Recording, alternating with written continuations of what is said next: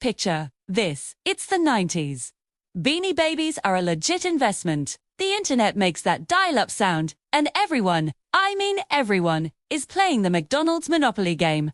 You peel that little sticker off your fries, hoping to see Boardwalk, dreaming of that $1 million prize. It felt like anyone could win. But what if I told you that for over a decade, almost no one could? What if the game was rigged from the inside by one man? This is the unbelievable true story of Jerome Jacobson, the man who stole nearly $24 million from McDonald's in the FBI investigation, codenamed Operation Final Answer, that brought his whole empire down. Our story starts not with a criminal mastermind, but with a guy named Jerome Jacobson. He was a former cop, a stickler for rules, a security director at Simon Marketing. This was the company McDonald's hired to produce and handle all their promotional game pieces, including the highly coveted Monopoly tickets. Jacobson's job was literally to make sure the game was secure, too. He oversaw the whole process, even personally transporting the high-value winning pieces from the printing plant to the packaging facilities. He was the guardian of the game. For a while, he was. He took his job very seriously. He implemented strict security protocols. The winning pieces were printed in secret, cut by a special machine, and placed in sealed tamper-proof envelopes. Jacobson himself would fly across the country, the winning tickets locked in a briefcase, handcuffed to his wrist. It was like a scene from a spy movie. He was trusted completely and utterly. But, as the old saying goes, absolute power corrupts absolutely. It all started small, almost by accident. In 1989, a supplier mistakenly sent a sheet of the tamper-proof seals directly to Jacobson's office instead of the secure facility. It was a simple mistake, but it gave him an idea. A dangerous one. He realized he could carefully open the sealed envelopes containing the winning pieces, swap the valuable tickets with common ones, and then reseal them with the extra seals. No one would ever know. His first theft wasn't even for personal gain. He gave a $25,000 winning ticket to his stepbrother, just to see if he could, and it worked. The rush, the power, it was intoxicating. He later said he felt like he had to share the wealth. But soon, that feeling morphed into something much bigger and much more lucrative. Jacobson knew he couldn't claim the big prizes himself. That would be too obvious. He needed a network. He needed recruiters who could find people willing to pose as legitimate winners in exchange for a cut of the prize money. This is where things get wild. He started with family and friends, his butcher, his neighbor. He'd sell them winning pieces for an upfront fee. A $200,000 prize might cost you $45,000 in cash. It was a bargain, and people lined up for the opportunity. The network grew. One of his key recruiters was a man named Gennaro Colombo, a charismatic figure with alleged ties to an organized crime family. Colombo was a showman. He'd even appear in a McDonald's commercial alongside a winner he had recruited. Through Colombo, the network expanded from a small circle of acquaintances to a nationwide web of fake winners. There were ex-convicts, single moms, businessmen, all sorts of people who were willing to lie for a piece of the pie. They had a system. Jacobson would pass a winning ticket to a recruiter. The recruiter would find a winner in a specific state, coach them on a backstory, and tell them where and when to find their winning ticket. The winner would then claim the prize, pay the recruiter their cut in cash, and the recruiter would pay Jacobson his share. For years, the money flowed, and the scam went completely undetected. They won cars, vacations, and millions in cash. They controlled almost every single high-value prize in the McDonald's Monopoly game from 1989 to 2001. So, how did this multi-million-dollar scam finally unravel? It started with a tip. In 2000, an anonymous caller contacted the FBI office in Jacksonville, Florida.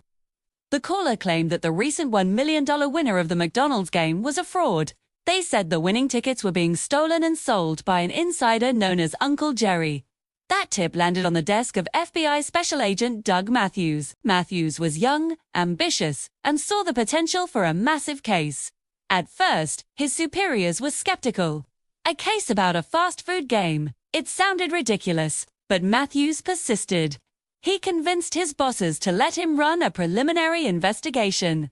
The FBI's first move was to look at the recent winners. They quickly discovered a bizarre pattern. A surprising number of winners were located in Jacksonville. Florida, the same city where the tip originated.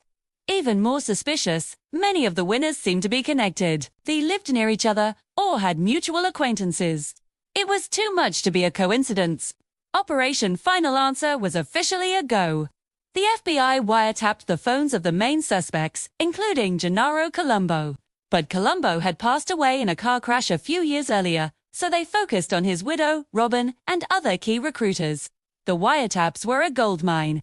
The FBI listened in as the conspirators openly discussed finding new winners, collecting their fees, and coordinating their stories. They talked about Uncle Jerry and how he was the source of all the winning tickets. Agent Matthews even went undercover. Posing as a TV crew for McDonald's, he and his team would interview the fake winners, all while gathering evidence. They'd ask them how they won, where they found the ticket, and what they planned to do with the money. The stories were often flimsy and rehearsed. One winner claimed to have found the ticket in a magazine he was reading at the hospital. Another said he found it on the ground. The lies started stacking up. Big break came when the FBI finally identified Uncle Jerry as Jerome Jacobson.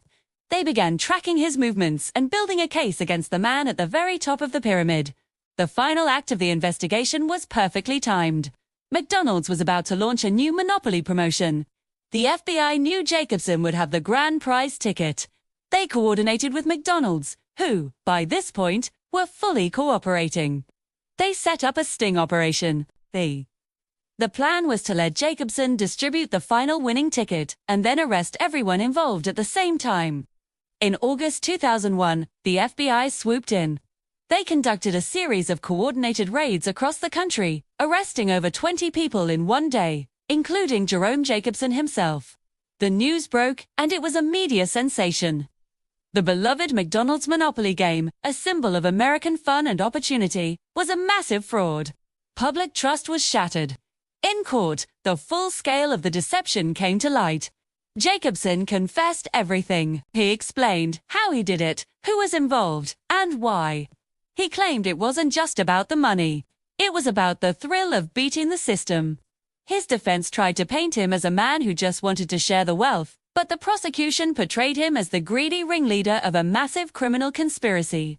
In the end, over 50 people were convicted for their roles in the scam. The sentences varied. The recruiters and fake winners got probation or short prison terms. Jerome Jacobson, the man they called Uncle Jerry, was sentenced to 37 months in prison and ordered to pay back $12.5 million in restitution. McDonald's had a massive PR crisis on their hands. To regain public trust, they immediately launched a $10 million giveaway, guaranteeing 5 instant winners of $1 million each. They severed ties with Simon Marketing and completely overhauled their security procedures for all future promotions. The McMillions scam is more than just a story about a rigged game, too. It's a fascinating look at greed, deception, and the lengths people will go to for a shot at wealth. It shows how one person in a position of trust can create a ripple effect of crime that spans a country and lasts for over a decade. It all started with a simple sticker on a cup of soda and ended as one of the most audacious and entertaining fraud cases in FBI history. So the next time you see a contest with a grand prize, you might just think of Uncle Jerry and the Great Monopoly Heist. Thanks for watching, and if you enjoyed this story, make sure to like, subscribe, and hit that notification bell for more deep dives into incredible true stories. See you next time.